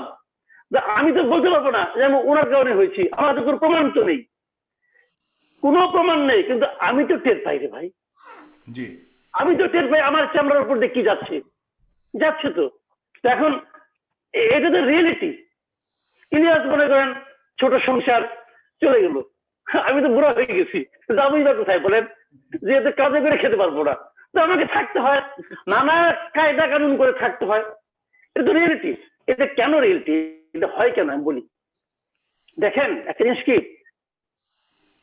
পৃথিবীর কোনো শাসকই তার বিরুদ্ধ মতকে সহ্য করতে চায় না, পছন্দ করতে চায় না। ওই গণতন্ত্রের কথা আপনি যতই বলেন, কেউ চায় না, চাওয়াটা বাধাহীন হয়ে যায়। যখন এখানে বিরোধী, আমি ধরেন আপনি আমাকে ধরলেন, কিন্তু আমার পক্ষে বলার মতো কেউ নেই, যারা বলতে পারতো তারাও ভয়ে ঘরের মধ্যে ঢুকে গেছে, তখন তো আমার অসহায়ত্ব বেড়ে যায়, বেড়ে যায় নাকি? বেড়ে যায়। এখন এটা এর জন্য কে দায়ী? এর জন্য আমি আর কাকে দায়ী করবো? আমি আমার নিয়তিকে দায়ী করি। সবচেয়ে উপরে আল্লাহ, তাই না? আল্লাহ আমাকে এই অবস্থা ফালাইছে, হয়তো আমাকে পরীক্ষা করতেছে, হয়তো দেশের মানুষকে পরীক্ষা করতেছে, হয়তো সরকারকে পরীক্ষা করতেছে, হয়তো বিরোধী দলকে পরীক্ষা করতেছে। এখন এর চেয়ে খোলামেলা তো আমি আর কিছু বলবো না। এইগুলো একটা বিষয়। আর দ্বিতীয় যে বিষয়টা আপনি বললেন যে ধর্মীয় যে স্বাধীনতা, দেখেন আমি একটা কথা বলি, আপনি যত কিছু বলেন না কেন, আমাদের দেশে তো ধর্ম নিরপেক্ষ রাষ্ট্র না, আমাদের সংবিধানে এটা আছে। আপনি সংবিধানকে অস্বীকার করলে আপনার শাস্তি হতে পারে, কিন্তু কাজে আমাদের সংবিধানে ধর্ম নিরপেক্ষতা আছে। আবার ধর্ম নিরপেক্ষতার ব্যাখ্যাও কিন্তু এক একজন এক এক ভাবে দিয়েছেন, যার যার মতো করে দিয়েছেন। যখন যে সরকারে আসছেন তিনি তার মতো করে দিয়েছেন। কিন্তু একটা জিনিস হলো কি, সারা দুনিয়াতেই ধর্ম একটা বিশ্বাস, মানুষের ধর্ম পালন করার অধিকার আছে। আবার প্রত্যেকটা ধর্মে একথাও বলা আছে যে তুমি তোমার ধর্ম পালন করতে যে অন্যকে ডিস্টার্ব করো না। এখন অন্যকে ডিস্টার্ব করতে আপনি কয়জনকে ডিস্টার্ব? এখন এখানে কিন্তু আবার আরেকটা প্রশ্ন চলে আসে যে আপনি কিভাবে ডিস্টার্ব করেন, ডিস্টার্বটাকে আপনি কিভাবে সংজ্ঞায়িত করেন, এটা নির্ভর করবে আপনার মেধা, আপনার চিন্তা, আপনার রুচির উপর। আমি যদি বলি এখানে 90 জন লোক আছে, আমরা এক ধরনের চিন্তা করি, 10 জন লোক কি বললো না বললো আমার কিছু আসে যায় না, মানবো না ওদেরকে, ওদেরকে আমি টর্চার করবো ধর্মীয় ভাবে, করতেই পারেন আপনি, এটা আপনার ব্যাখ্যা। আবার এই 90 জনের মধ্যে একজন লোক এমনও থাকতে পারেন, বলতে পারেন ওটা যদি একজন হয়, যেমন আমাদের নেতা বঙ্গবন্ধু বলছেন তো যে উনি যদি একজনও হন, যদি উনি সৎ কথা বলেন, সঠিক কথা বলেন, আমি তার পক্ষ দেব, কিন্তু ওটাও তো হতে পারে। কাজে আমি মনে করি ধর্ম এবং প্রশাসন দুটো প্যারালাল চলবে, একটা আরেকটার উপর চেপে বসবে না, এটা মাথায় রাখতে হবে। আর সেটা করতে যে যদি কেউ বাড়াবাড়ি করেন তখন সেটা করা যাবে। যেমন আমি একটা উদাহরণ দিয়ে বলি, বাংলা একাডেমিতে আপনি যদি বই প্রকাশ করতে চান, তাহলে সেই বইটা প্রকাশ করা যাবে কি যাবে না এটা পুলিশকে দেখাই নিতে হবে। ওয়াই? কেন? পুলিশ একটা ব্যাখ্যা দিয়েছে। ব্যাখ্যাটা কি, যদি এই বইটা নিয়ে কোনো ধরনের অসন্তোষ তৈরি হয়, অশান্তি তৈরি হয়, তাহলে এটা তো যাওয়া যাবে না। তার মানে কি, এই কথা যখন তারা বলে একদিক দিয়ে মনে হচ্ছে তাই তো, ঠিকই তো, কিন্তু অশান্তি তৈরি হবে কি হবে না, বইটার মধ্যে কোনো সমস্যা আছে কি নাই, এটা বোঝার ক্ষমতা পুলিশেরই আছে, এই গ্যারান্টি আপনাকে কে দিল? জি। তো সেইটা যদি আপনি মেনে নেন, তাহলে ওই হাত ভেঙে গেল বলে আপনার মন খারাপ হয় কেন? কাজে মোট কথা হলো কি, পুলিশের হাতে কোনো দায়িত্ব এই ব্যাপারে আসতে পারে। এগুলো হলো কি একটা বুদ্ধিভিত্তিক ব্যাপার, স্থানীয় সরকারের বুদ্ধিভিত্তিক কতটুকু বিষয়ে। এখতিয়ার আছে যে একটা নির্দিষ্ট ট্রাজেক্টরিতে এই ধরনের নিষেধাজ্ঞা দেওয়ার ক্ষেত্রে? এটা কি এখতিয়ার আছে কিনা? না, সরকার তো অবশ্যই বলবে যে যেন পাবলিক নিউসেন্স ক্রিয়েট না হয়, কিন্তু সরকার চাইতেই পারে। আপনি ধরেন আমি একটা ধর্মসভা করলাম, ধরা যাক আমি একটা ধর্মসভা করলাম, ধর্মসভার কারণে ওখানকার লোকজনের মনে করেন ঘুম নষ্ট হলো, অনেকের লোকের, অনেক অমুসলিমও থাকতে পারে, ঘুম নষ্ট হলো, তারা আপনি ঘুমাতে দিবেন অথবা তাকে করতে দিবেন না, এটা একটা কথা হতে পারে। আবার আরেকটা কথা আমি বলি, সিম্পল একটা কথা বলি, বঙ্গবন্ধু আপনার সোহরাওয়ার্দী উদ্যানে কিছুদিন আগের কথা বলতেছি, আওয়ামী লীগের একটা সম্মেলন হলো, ঠিক আছে? সেই সম্মেলন উপলক্ষে সম্মেলনের পূর্ববর্তী 7 দিন রমনা পার্ক বন্ধ করে দিলেন আপনি। ভাই আমি রমনা পার্কে সকালে হাঁটতে যাই, গেছি হাঁটতে, রমনা পার্ক বন্ধ। কেন বন্ধ? যে এখানে আওয়ামী লীগের মিটিং সম্মেলন হবে, এই নিরাপত্তা জনিত কারণে রমনা পার্ক বন্ধ। কেন রে ভাই? আমি তখন বলতে পারি আপনি একটা পলিটিক্যাল পার্টি, আপনার কারণে ব্যক্তি আমার অধিকার কেন ক্ষুণ্ণ হবে? আমি জিজ্ঞাসা করতে পারি না? পারি তো। আপনার কথাটি বুঝতে পেরেছি। তাহলে এটা অনেক আমি মনে করি যে এটা পুরোপুরি পলিটিসাইজ করা হচ্ছে এবং পলিটিক্যাল ইন্টারেস্টের কারণে করা হচ্ছে, এটাই বেরিয়ে আসছে আপনার কথা থেকে। আমি গোলাম রাব্বানী আপনার কাছে যাচ্ছি, আপনি আমি নুরুল হক নুরের কাছে যাচ্ছি, এরপরে আপনার কাছে আসবো গোলাম রাব্বানী। আমি নুরুল হক। তবে দর্শক আপনারা অবশ্যই এই মুহূর্তে যতজন লাইভটি দেখছেন আপনারা অবশ্যই আপনাদের টাইমলাইনে শেয়ার করলে এই অনুষ্ঠানটি বাংলাদেশের একটি ইতিহাস তৈরি হবে আমি আশা করি। কারণ যারা আছেন তাদের এই আড্ডা অথবা আলোচনা আর কখনোই একসাথে হবে কিনা আমি জানি না, তবে এটা একটা ইতিহাস করবার জন্য আপনারা অবশ্যই এই আপনাদের টাইমলাইনে এই অনুষ্ঠানটিকে শেয়ার করবেন। জি নুরুল হক নূর, দয়া করে আপনি বলবেন। আপনার কাছে অনেকগুলি প্রশ্ন আপনার দর্শকরা আপনার ভক্তরা করেছিল, আমি এর আগে ভাই, আবারও জি আমি কি বলবো? হ্যালো। হুম হুম। জি জি, বলুন বলুন, আপনাকে শোনা যাচ্ছে। জি, নুরুল হক টুর, বলুন আপনি।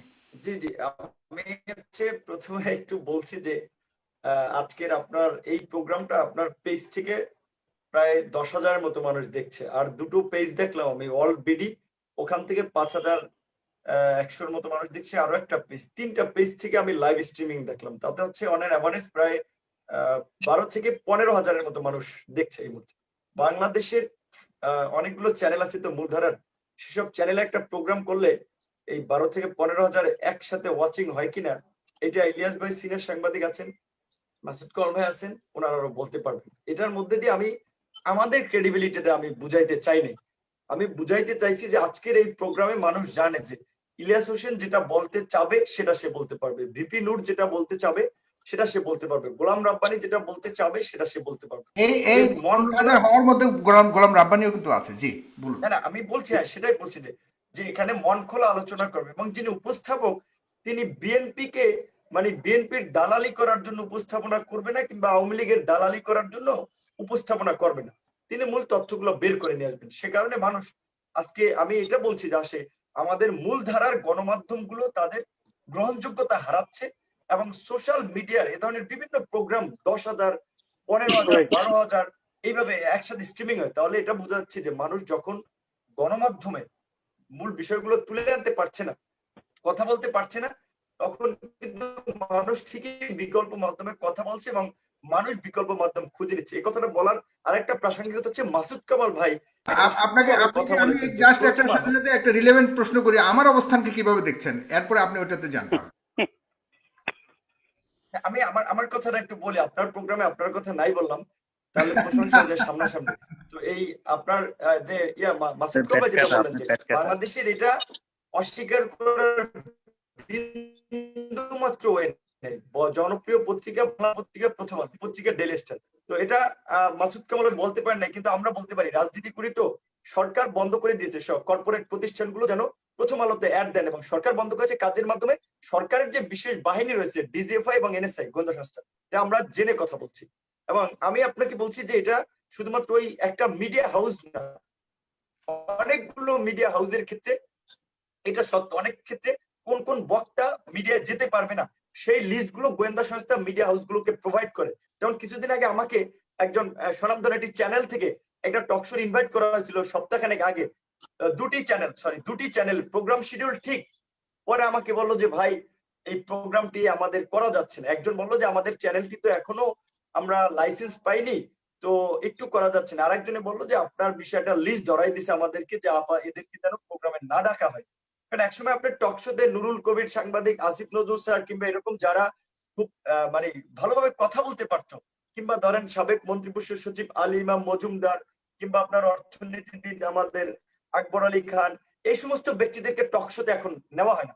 টক শোতে নেওয়া বাটপার সাহেবদের মতো লোক, অখ্যাত কুখ্যাত লোক, তার পরিচয় নেই, তার পরিচয় করে দেয় আওয়ামী লীগ নেতা, বিএনপি নেতা, অনেকের ডেজিগনেশনও নাই। আমি কাউকে ছোট করছি না, কিন্তু বলছি যে মিডিয়াগুলো আজকে এইভাবে সরকার নিয়ন্ত্রণ করছে, যে কারণে মিডিয়াগুলোতে ওইভাবে সঠিক বিষয়টা আসতেছে না। এখন আরেকটা কথা ইলিয়াস ভাই বলছেন যে কনক সরোয়ারের জায়গা জমিতে পুলিশ সাইনবোর্ড লাগিয়ে দিছে বেচা বেচা হবে।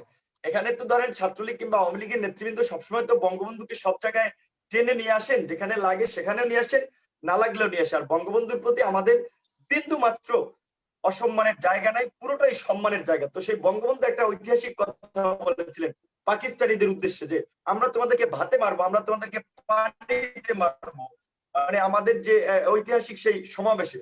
তো সরকার এখন দেশের মানুষকেই ভাতে মারছে, পানিতে মারছে, যে তোমার আইন কাম বন্ধ করে দেবো, তুমি খাইতে পারবে না, পানির লাইন কেটে দেবো, পানি বাসা যাবে না, বিদ্যুতের লাইন কেটে দেবো, অন্ধকারে মরবা যদি সরকার বিরুদ্ধে কথা বলে। তো এইভাবে হচ্ছে সরকার তাদের যে একদলীয় শাসন ব্যবস্থা সেটাকে টিকিয়ে রাখছে, যে কারণে আজকে সাংবাদিক আপনার কনক সরের কথা বললো, আমি আরো বলতে পারি দেশের মধ্যে যে সাংবাদিক কাজলের করুণ পরিণতি আপনি দেখেছেন, সাবেক প্রধানমন্ত্রী রেপিয়াস সাইফুজ্জামান শেখরের বিরুদ্ধে নিউজ করায় তার কি পরিণতি হয়েছিল, সীমান্তের উপার নিয়ে ফেলে দিয়েছিল গুন্ডা বাহিনী দ্বারা, গুম করার একটা অপচেষ্টা চলছিল। তারপর কার্টুনিস্ট কিশোরের কথা জানেন, জাতিসংঘের মানবাধিকার কমিশন বিবৃতি দিয়েছে তার মুক্তির জন্য, কিন্তু এই ভোটারবিহীন সরকারের তাদের টনক নড়ে না, তারা তাকে জেলে রেখেছে। আপনার সাংবাদিক তাসনিম খলিলের কথা জানেন, বিদেশে থাকে, তারপরেও তার বৃদ্ধ মাকে তিনিই বলছেন, প্রায় প্রায় নেত্র নিউজ নামে একটা সাইট চালায়, এখানে দেখতেও দিচ্ছে না সেই সাইটটাকে। তারপরে এরকম আমি জানি যে আরো অনেকের পরিচয়, সেই লিস্ট অনেক বড় হবে, আমি ওইদিকে না গেলাম। সর্বশেষ একটা কথা বল, গোলাম রাব্বানী ভাইয়ের কথা, যেটা ইলিয়াস ভাই খুব ভালোভাবে বলছেন। গোলাম রাব্বানী ব্যক্তি হিসেবে মোটামুটি ভালো, কিন্তু ব্যক্তি কাজ হবে কি, তিনি যে দল করেন সেই দলের যে শি জিনপিং জিন্দাবাদ যেমন চায়নাতে হয়, এখানেও তো আপনার আওয়ামী লীগ জিন্দাবাদ, শেখ হাসিনা জিন্দাবাদ, বঙ্গবন্ধু জিন্দাবাদ, এটা বলাই লাগবে, না হয়তো তার চাকরি থাকবে না। আমার বলছি যে বঙ্গবন্ধু কিংবা শেখ হাসিনার প্রতি আমার বিন্দু মাত্র আমি অসম্মান করি না, তারা সম্মানিত ব্যক্তি, তাদের প্রতি আমার প্রপার রেসপেক্ট রয়েছে। কিন্তু একটা দল মানে কোনো একক ব্যক্তি নির্ভর, একক লিডারশিপ জিন্দাবাদ এটা হতে পারে না। কিন্তু বাংলাদেশের রাজনীতিগুলোতে সেটা তো রাব্বানী চাইলেও তার বাইরে যেতে পারেন না। যেটা বলছে তার ভালো কাজ আমি অ্যাপ্রিসিয়েট করি, তিনি আমাকে বলেছেন, তার সাথে আমি ওই ধরেন আপনার কাউন্টার বিতর্কে যাব না যে আমি কিছু করি নাই, আমি কি করেছি না করেছি সেটা দর্শক বাংলাদেশের মানুষ জাস্টিফাই করবে। কিন্তু রাব্বানী করেছে, কিছু কাজ করেছে, এটা আমি অ্যাপ্রিসিয়েট করি। তিনি যে কাজ করেছেন, মানুষকে ত্রাণ সহযোগিতা দিয়েছেন, ঠিক একইভাবে আমি আমার জিএস ছিল এখানে গোলাম রাব্বানীর দৃষ্টি আকর্ষণ করে বলতে চাই, আমি ভাই আমার সীমিত সামর্থ্যে আমি পেরেছি, হয়তো আপনার চোখের দৃষ্টিগোচর হয় না, আমি প্রায় 1 কোটি টাকার ত্রাণ আমরা দিয়েছি, গণস্বাস্থ্য সহযোগিতা আমাদের নিজেদের অর্থায়নে বিভিন্ন ভাবে। এবং এখনো এই যে আপনি রাজনীতি মানে শুধুমাত্র আমি বলে নাই দাও নাই, আমি আরো বেশি প্রত্যাশা করেছিলাম আর কি, যেহেতু আমার তো রাজনৈতিক দল করা দরকার নাই, তুমি যেহেতু রাজনৈতিক দল করেছো এই জন্য বলেছি যে আরো বেশি করলে মানুষ বেশি ভালোবাসতো, যে রাজনৈতিক দল করার মতো গার্ডস আছে, তো বেশি মানুষকে প্রোভাইড করার জন্য। আপনার পরামর্শ আমি নূর আপনাকে পজিটিভলি বলেছি, সাবেক ছাত্র নেতা পজিটিভলি বলেছি। আমি বলছি, আপনি ঢাকা বিশ্ববিদ্যালয়ের সাবেক ছাত্র, মেধাবী ছাত্র নেতা, আপনার পরামর্শকে আমি সুবিবেচনায় নেই, কিন্তু আমার সামর্থ্য অনুযায়ী আমি চেষ্টা করেছি। আর আপনি এখানে ধরেন, যেহেতু এখন পর্যন্ত স্বাভাবিকভাবে রাব্বানী সাহেব একসময় ডাকসু জিএস ছিলেন, ছাত্রলীগের সাধারণ সম্পাদক ছিলেন, বাস্তবিক অর্থে তখন তিনি ছাত্রলীগের স্পোক্সম্যান হিসেবে কথা বলতে পারতেন, এখন কিন্তু তিনি ওই পদে নাই। কাজে তিনি কিন্তু চাইলেও আসলে ছাত্রলীগের বর্তমান অবস্থা নিয়ে তিনি ওইভাবে মানে কথা বলতে, মানে দায়িত্বশীল জায়গা থেকে কথা বলার স্কোপ নাই। তো তারপরেও তিনি সরকারি দলের লোক হিসেবে সবসময় একটা স্ট্যান্ড নেওয়ার চেষ্টা করবেন। সেখানে তিনি উন্নয়নের কথা বললেন, আমি জাস্ট 2টা তথ্য দিতে চাই যে আপনার বর্তমানে তো উন্নয়নের অনেক, পদ্মা সেতুর স্প্যান বসায় আর হচ্ছে লাইভ দেখায় জুম করে যে স্প্যান বসাচ্ছে, কোন নেতা নেত্রী আবেগে কান্দে ফেলা যে স্বপ্নের পদ্মা সেতু, জাতির একেবারে খাওয়া দাওয়া সব হয়ে গেছে এক পদ্মা সেতু। আমি বলছি পদ্মা সেতুর জন্য আমি সরকারকে ধন্যবাদ জানাই যে তার চ্যালেঞ্জ নিয়ে করেছে, কিন্তু এই সেতুর যে দুর্নীতি এবং ব্যয় 10,000 কোটি টাকা থেকে বেড়ে 32,000 কোটি টাকা, এবং শেষ পর্যন্ত এটার সমাপ্তি কাজে আরো কয়েক হাজার কোটি টাকা, মানে আমি সেটা জানি না। তবে আমি বলছি যে জিডিপির যে আপনার বর্তমান সরকার অভ্যন্তরীণ ভাবে যে ঋণ বিগত 47 বছরে যে সমস্ত সরকারগুলো নিয়েছে, বর্তমান ভোটারবিহীন সরকার সেটা 1 বছরে নিয়েছে, 47 বছরের সমতুল্য। এবং বিশ্ব ব্যাংকের তথ্য মতে আপনার জিডিপি হচ্ছে ঋণ অনুপাতে হচ্ছে আপনার 20 গুণ থেকে বেড়ে 41 গুণ হয়েছে। বাংলাদেশের অর্থনৈতিক সমিতি বলছে সেটা 53%।